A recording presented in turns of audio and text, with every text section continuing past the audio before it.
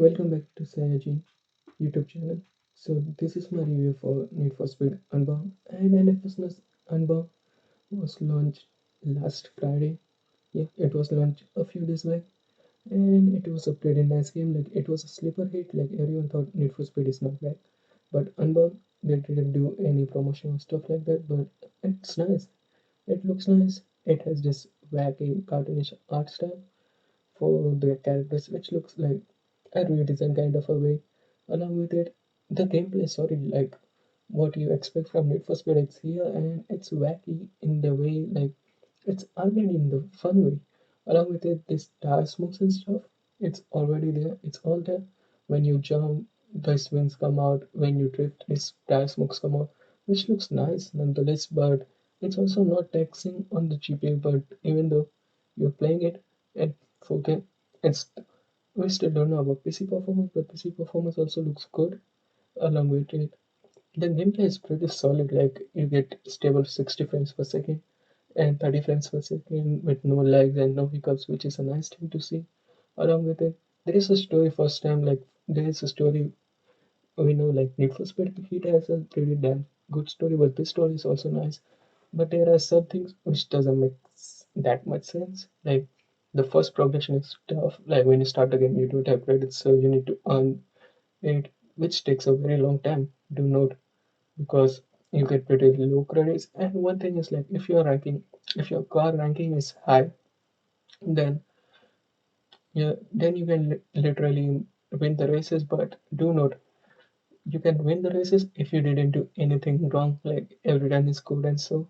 But if you did something wrong, you can't win the race because AI in this game is not forgiving that much. Like it's not rubber banding as of now. Like whenever you're the AI is in the far back, it just speeds up and goes far. AI is not forgiving in this game. It just goes beyond. Like it's challenging nonetheless, and in the start of the game, it's very difficult, but when you get used to the controls and stuff, it's good. Like it's not that difficult to win races after some time. But do not like you don't have credits at the start. And there's a pretty large selection of playable characters you can choose according to you. And the story is similar. Yeah, like yeah, you have 4 days or to 4 weeks to prepare for a race like the grand final race, straight races, and if you win it, you win everything. And you just have 4 days to prepare, 4 days to 4 weeks to prepare. And it depends, like you need to get money to enter these credits. You need credits to enter in these races, which is a tall task because in the morning, if you race, you get credit points, but if you do races at night, you will get much more credit points, like much more money. But the races are tough. There are more cops and stuff, and cops are also difficult to handle. Like most of the time, cops are too much fast, and it's not fast, but they are not that easy to avoid and stuff like that. Like they finally nailed it this time. Like the Criterion has finally done it. What Need for Speed should be like. It's a mixture of Need for Speed, Hot Pursuit, and Most Wanted. But do not. It's not that better or it's not that worse. It's in middle, but they might take this as a foundation and take go forward because yeah, it really feels like a step in the right direction as of now.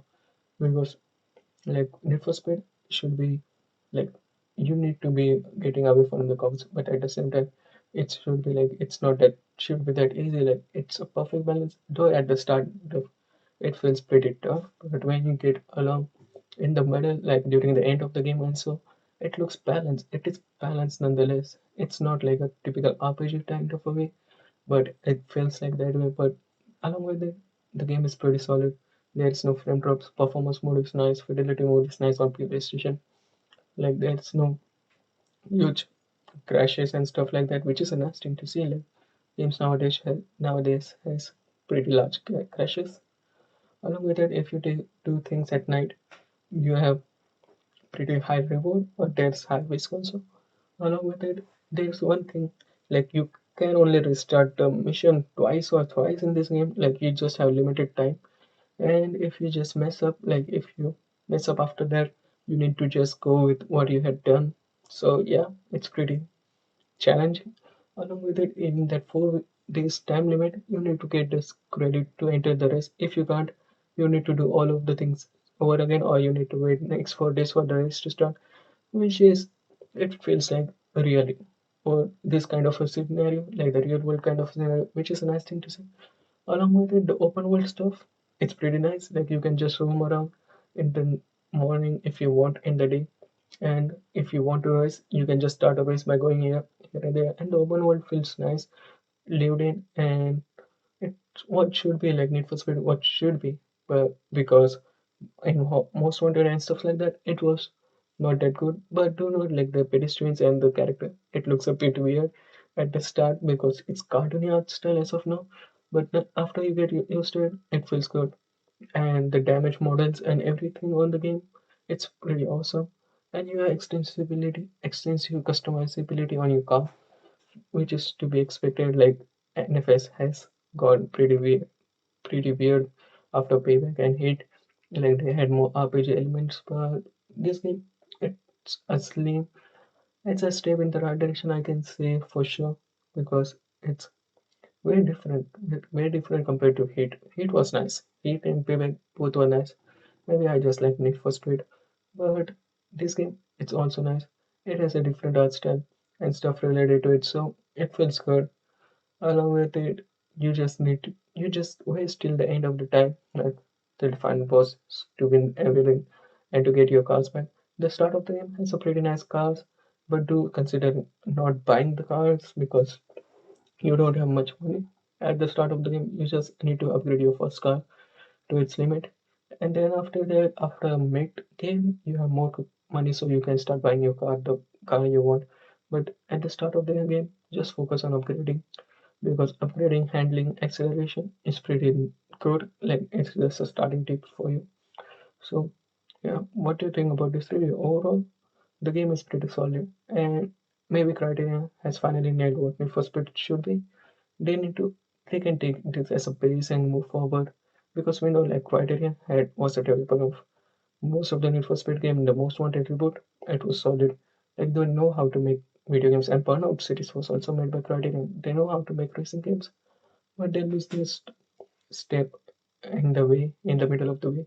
But now they're back. Maybe they should take this as a starting point and go run with it. And if they do, it will be a pretty solid experience. So what do you think about this review? Sound of your thoughts in the comment section below. Like, share, and subscribe.